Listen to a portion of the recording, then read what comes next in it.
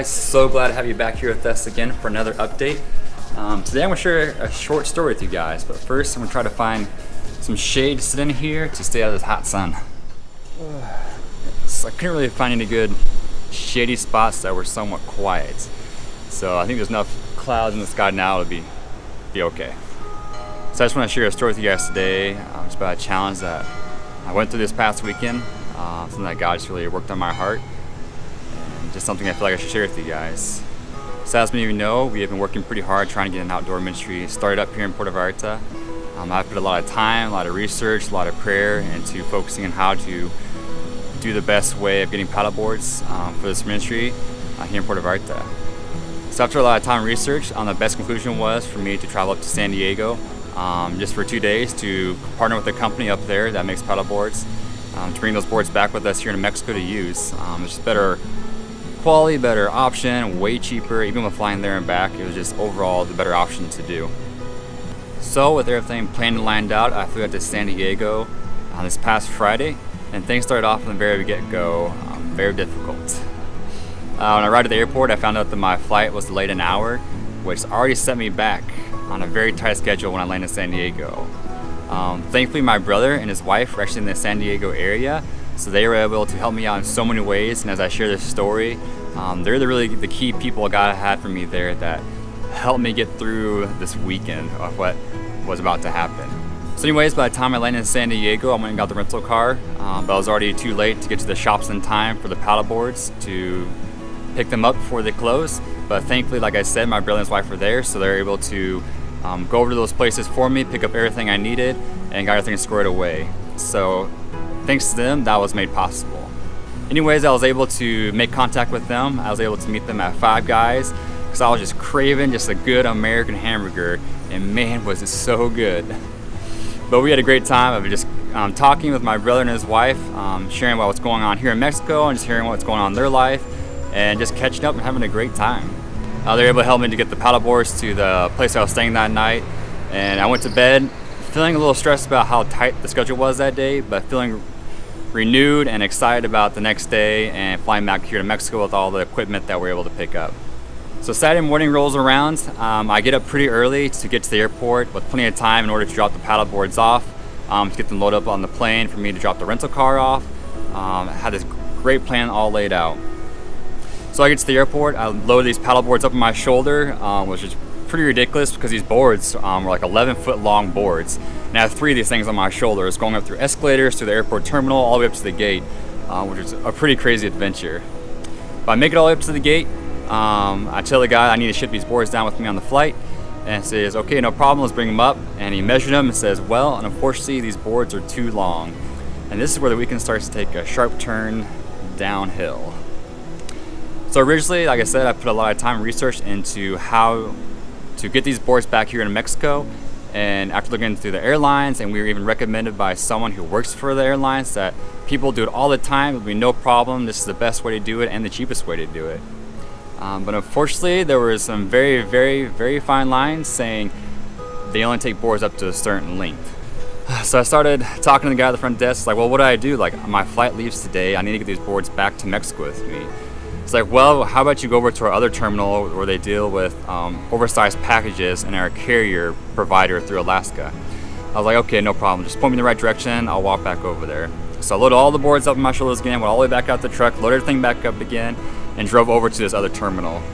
I get there, I say to the person behind the desk, like, hey, I was just at the other terminal. They told me to come here. I have these 3 boards I'm trying to get back to Mexico with me.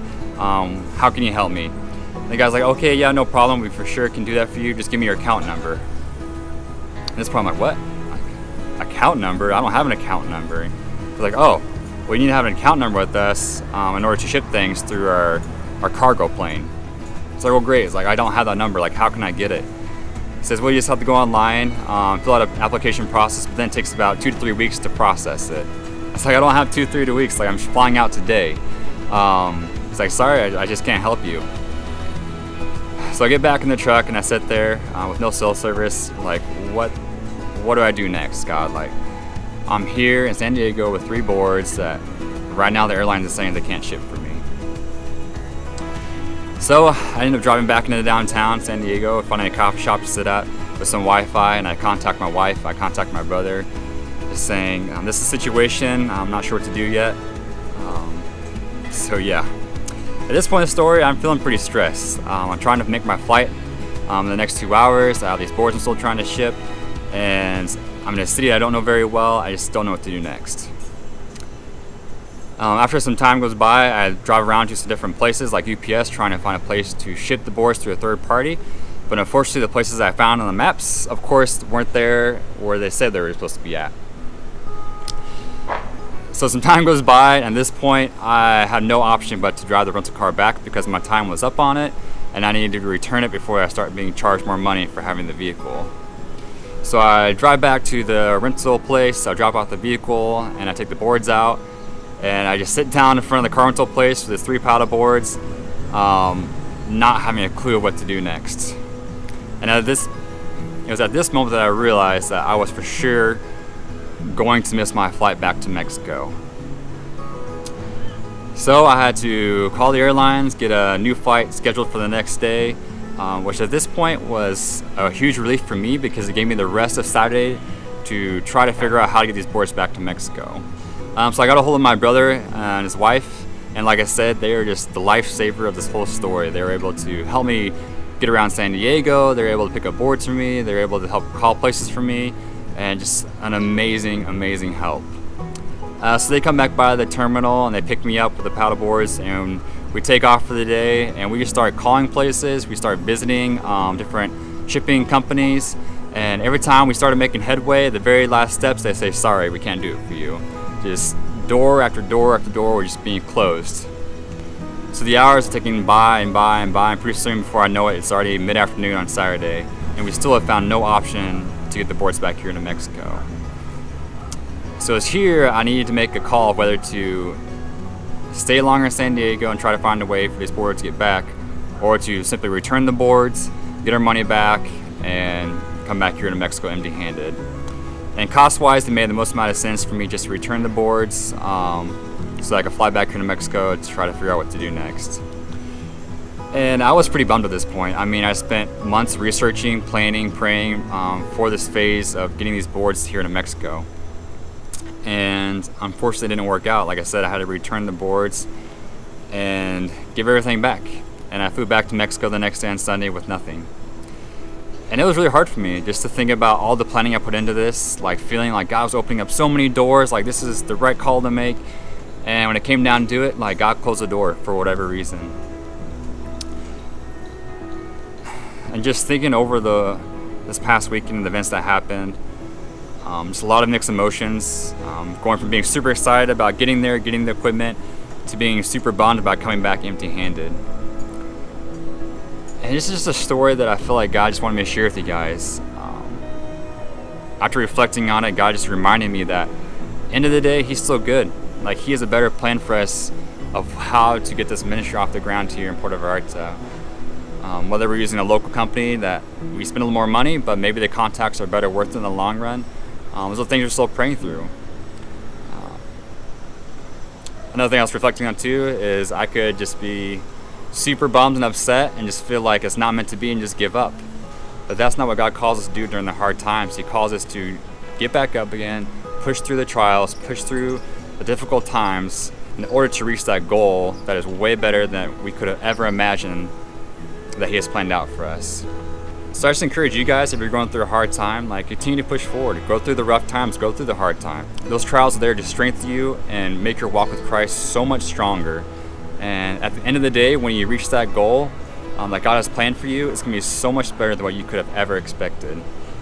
So for us, we're continuing to push forward. We're continuing to find providers for boards here in Mexico that'll work well for us.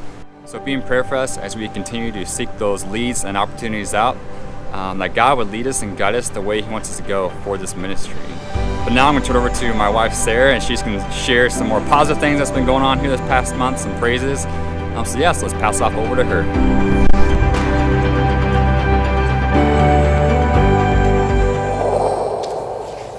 Hi! Welcome to another video. So this month has been a month.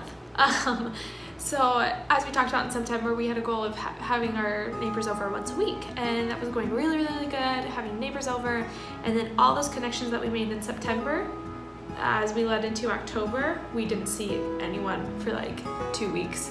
No matter where we went in Narcoto at one time, it's like all the people who we met and all the people who we already started establishing friendships with were just off the face of the earth. So that was sort of discouraging and frustrating and questioning, what the heck are we doing? Is this a good plan or whatnot? But in the midst of that, we had a neighbor over for a few hours just to eat, like literally 4 or 5 hours. It was awesome. And just talking and really get to know his family life and just who he is, and just really hearing more about him. So it was great getting to know him more, because every time that we see him outside of the neighborhood, he just is so open, and this is a man who just really needs the Lord. And so just him with having such a bad relationship with the church and relationship with Christians, like being that way towards us, and he knows where we stand, like that was really encouraging towards us. But thankfully, like I was saying, how we didn't see some of our neighbors for a few weeks, this past week and a half, last few weeks in October, we were able to see them again, and they just sort of came back into our life. It's like everyone went into hiding. It was like Groundhog Day, like everyone went into hiding and then they all came out. So it was sort of like an emotional roller coaster for a while. But also we're starting to put in some new strategies on how we can meet people. Ethan and I went to UDG, which is the University of Guadalajara campus here in Vallarta. And we just went on the campus and we got a tour, got to see all the different classes and things that they do. And we have contacted, through our mutual friend, she was able to go and contact the English department. And so hopefully next semester we are going to be able to help out in their English classes and just be a conversationalist piece. So that's our goal, because that will give us a reason to be on campus. And so just be praying for that, praying that the university would allow us to be representatives of the Conexión Center that we have, and able to do this and serve the community and the college students that way. Also, my soccer team lost in the semifinals, and I was so bummed, but we are taking a break until we reconvene. Who knows when? I'm still patiently waiting to hear back, but until we do, I'm started taking yoga classes to be able to meet more people. So the month of November, please just be praying for those classes, that I can connect with people, because the classes that I've been taking, it's all about where's your foundation, where's your base. And our foundation, and my base at least, stems from the Lord. And so just being able to bring in spiritual conversations through some of the things that you hear and that you see in the yoga classroom. So just be praying for those. Really excited about it, and really excited just to meet a whole new, different set of people. We are safe from Hurricane Mina that came by in mid-October.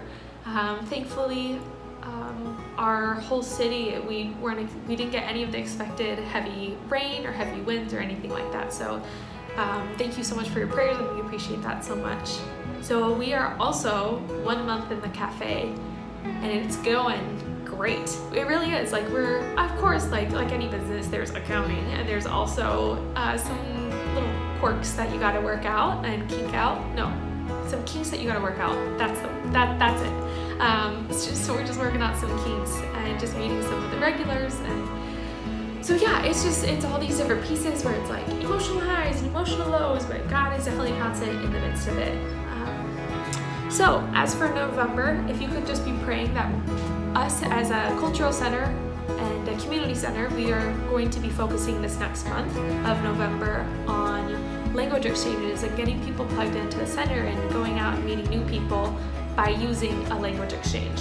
So just be praying for those, and in the future we'll have some more info to share with you guys if y'all want to hear about it. Something cool is that, so there's another American who's living in Makoto, and she has 3 kids, and they're from Texas, but she married a Mexican American, so now they live here.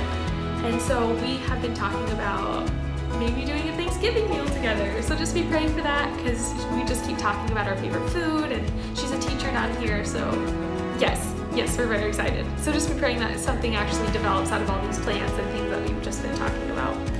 Yeah, and so we are very excited. We kicked off the last day in October with Halloween. Just went downtown, handed out a bunch of candy, handed out a bunch of flyers just to meet more people. And yeah, it's just all these little things that we're doing, just really getting the foundation built so that we can build a nice big tower for the Lord on a good foundation. So yeah, we are excited. We are expectant to see what the Lord does this next month, and just some more conversations with people about what's your base, what's your dogma, what stems from life, the overflow of your heart, the mouth speaks. That's it. Okay, see you next time.